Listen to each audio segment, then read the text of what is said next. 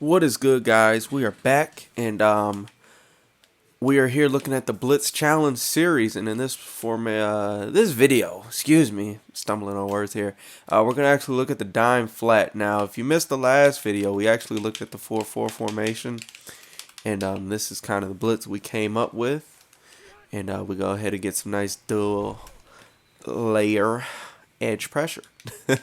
Not just dual edge pressure, but one thing that was nice about it was that if we re-blitzed the ends, it was not slide protectable. So even if they slide protected right, it would not be picked up on that side still, even though they slide protected. So that was really nice.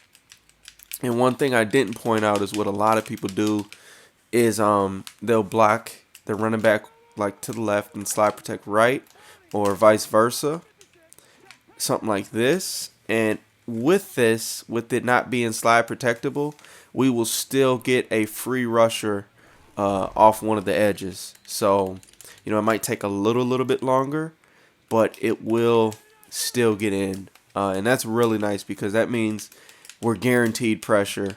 We are sending 6, but we are guaranteed pressure, which is nice because, you know the pressure is going to get there one way or another. So that's just a quick thing we're going to point out there, and go ahead and flip this and get into the dime flat formation. Again, there wasn't a specific play from what I'm seeing. I'll go back and look again and see if he had a specific play, but if not, we'll just go ahead and look at something.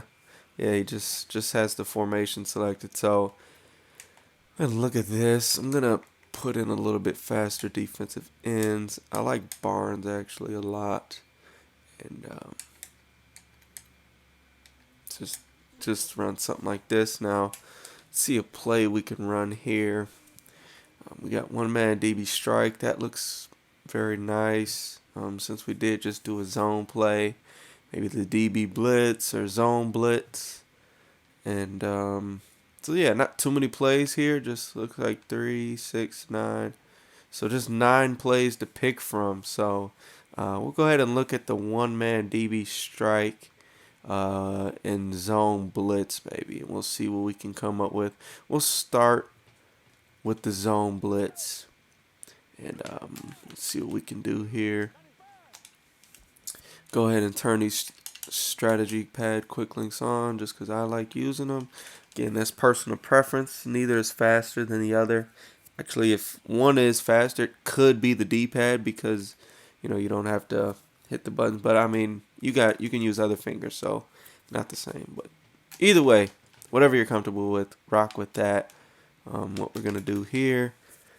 So when we base align, we got this guy here. So if we move him closer, we could probably get some edge pressure. Likewise with this guy.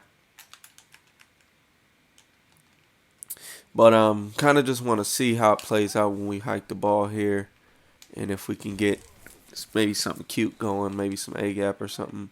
Sometimes you never know, you can just get random A gap with the super simple setup without really doing too many adjustments. So just keep looking at that here. Let's go ahead and set this up again. Really not getting any good edge pressure from that right now. The simple thing to do, obviously, because you can run this like you would a dime formation, is just shift this linebacker over, something like that, and that'd be super easy way to get pressure from the edge or whatever. But I want to do it with these guys on the outside here, because I mean, anybody can get regular dime pressure. The point of this series is to find something a little bit less common. Again, I mean, something like this would be pretty easy to get edge pressure just from the linebacker. But let's keep it moving. Let's get back to focus. What we're trying to do here. If we show blitz, where do we line up? So this guy comes down. Actually looks like you can do some really nice things here with the show blitz. And I want to see, because one thing that's nice about the dime flat is this cover 2 here, but I want to show blitz with this as well and see how they line up. So you would think this would be a cover 3. I'm going to actually back up the baseline and show blitz or offset the baseline, and they still jam. So might be looking at the cover 2 because that's definitely hot right there, definitely. But we got to get some pressure first, and that is our first priority. So what we can do is move this guy down here, and we can move this guy down here so it isn't obvious which side it's coming from, and we should get some edge pressure like that. That's definitely one option. The other thing we can do is maybe get some more coverage look going, something like that, I guess. I don't know, it's kind of spur of the moment, just what I'm thinking in my head. But yeah, we can definitely just move these guys here. I don't even know if we would have to spread the line. I'm going to just re-blitz them and see what happens here. So yeah, we get the edge pressure going. 1 second, my computer is about to die. If I can remember where I put the charger, that would probably be a good thing. Ooh, alright. So we got some decent pressure from the linebacker position. We've also got some decent pressure from the slot cornerback from this play. And now we'll see if we can go ahead and get some double edge going as well. My LB button's a little bit messed up on this control, so you have to excuse these setups taking a little longer than usual. So one thing you're seeing here is when I re-blitz Gilchrist, his blitz angle is a lot different than Wright's, and if I re-blitz Wright, his blitz angle goes inside as well. But the difference is you can see Wright, his blitz angle right here goes right straight towards the wide receiver, and then it goes towards here. So we'll play with that and see kind of what happens here once we re-blitz him. If we get, you know, a good angle, or if we don't, we'll be able to tell right away. So let's just see what happens here. All right, so that creates sort of a 4-3 stack angle right here. So what you're gonna see is this defensive end is gonna come free, which is really nice because that's a lot faster than that defensive back coming in, and he could tackle better. So that's always a bonus. But yeah, I mean, we can do this too and leave him on that angle, and he should come through. Came through the B gap.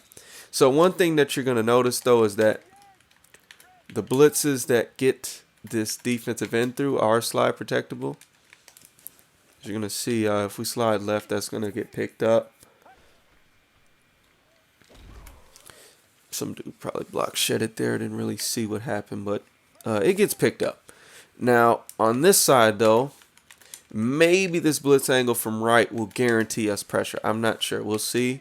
Gonna slide protect right. If it still gets through though, that's a good sign for us because that means, you know, we can create an unslide protectable blitz on the right and a slide protectable blitz on the left. So hopefully, you know what I mean, this this will be unslide protectable. But if it's not, either way, we can still get the double edge. But yeah, that's definitely unslide protectable. So, and if you re-blitz him, that's an additional step. But if you do re-blitz him, the blitz is going to get in quite a bit faster. As you can see, that defensive end comes flying in. But definitely some nice little blitzes we can mess with here, because if we bring him down and blitz him, let's just see what happens if we don't re-blitz that guy. Okay, so it doesn't work as good. So we're going to have to re-blitz the defensive end on that left side.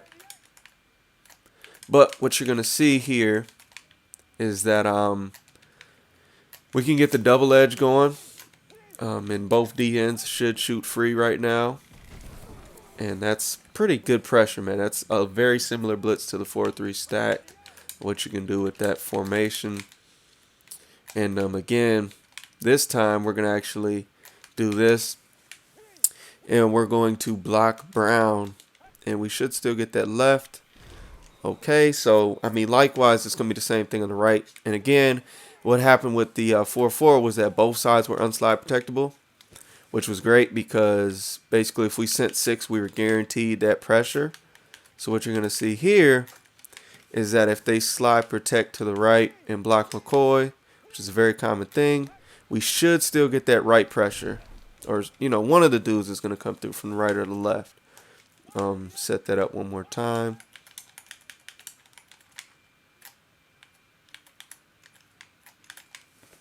Set that up one more time. Slide protect right and block McCoy left.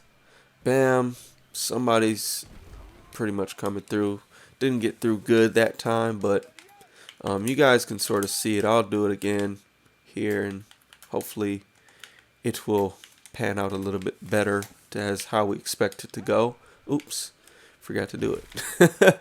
Forgot to block McCoy and shift right. My bad. But I'm going to block McCoy left, shift right, and boom. Set this up. And blitz him down. It's a lot of steps right here. So, the single edge is likely going to be doable very easily. But moving both of these guys, both of these slot guys, is going to be quite a bit of work. So you may want to watch out against the hurry up. But again, one dude should come through. And it's the dude on the right. But what's happening is the running back is going to pick him up. So the dude on the left actually ends up coming up free. Whereas if we do it like this, re-blitz him, and this slot guy here, what you're going to see is that if they block McCoy and shift right, that they're going to actually pick up the blitz. Oh, maybe not. All right, so, maybe this blitz has a little bit more potential either way you set it up. But again, the key is just getting that nice little edge pressure set up right here. And, they're going to have to block 2 guys, because if they don't, then they're not going to pick it up, looks like. So that's actually really helpful. I thought that if they blocked McCoy left and slid right, that it'd pick it, or it wouldn't pick it up. But if they blocked Brown and shifted left, I thought that would pick it up. But if that doesn't, all right. So yeah, I was right. But if they block McCoy and shift right, it won't pick up the double. But if they block Brown and shift left, it will actually pick up the double. So we don't have 100% guarantee that we're going to get in, but it's very likely that you're going to get in if you're bringing a double. And obviously if they're sending everybody out and not slide protecting, you're going to get the right too. So and sometimes you get in randomly like that too, but practice mode is kind of weird. So we found a pretty good blitz here. We're almost at 13 minutes. Jeez. These videos do get a little bit longer since I'm finding these like right on the spot. Okay, so let's do this. I can't remember if this was an A-gap setup. I remember having some A-gap from this formation at one point in time. So, let's see what goes on here. Oh, there it is. So this is the one-man DB strike, and all I do for this setup is to, yeah, we're going to work on that a little bit. But all I did for this setup, oops. Cool. All right. We'll do something like this, and sometimes that guy would come through, sometimes he wouldn't. But this is going to be an inconsistent blitz right here, definitely. But when it does come through, it's definitely worth it because, again, it's, A-gap pressure. So this one's probably going to be very slap protectable as well. But all we're doing for the setup is baseline, hooking this defensive tackle. You can put this guy in whatever zone you want, and then press coverage. Which kind of negates one of the benefits of the dime flat, which is one of the reasons I kind of don't like it. So let's go ahead and bring these guys back, and let's see if we can still get that A-gap pressure going. All right, we can. So we don't have to press, which is what is nice now. Now I like this blitz a lot better because pressing essentially takes away what makes the dime flat such a great formation, is because those dudes are so disguised. But this is going to be an inconsistent blitz, though, nonetheless. But definitely something decent. Let's see here when we go cover 2. Yep, this just gives us the default cover 2, and cover 3 gives us the default cover 3. But definitely the dime flat, man. It's got a lot of little things you can do with it. And definitely 2 plays for sure is that one-man DB strike. You could look at the zone blitz. One thing I would look at definitely for sure is the cover 2. And the reason being is because we can set up our double edge as we were before, like this. And we still got, you know, some pretty decent coverage going. Maybe you don't even have to base a line. Probably wouldn't even base a line with this unless you have to. But what's going to happen is we got a lot of coverage, and then we could even like move one of these safeties down and really just blanket the middle with Butler. Yes, they're going to have guys open, but if they don't block anybody, we're guaranteed pressure. And one thing you could do with this, again, is just send the single. So hopefully you guys enjoyed this, though, man, and got some more ideas and some stuff you can mess with.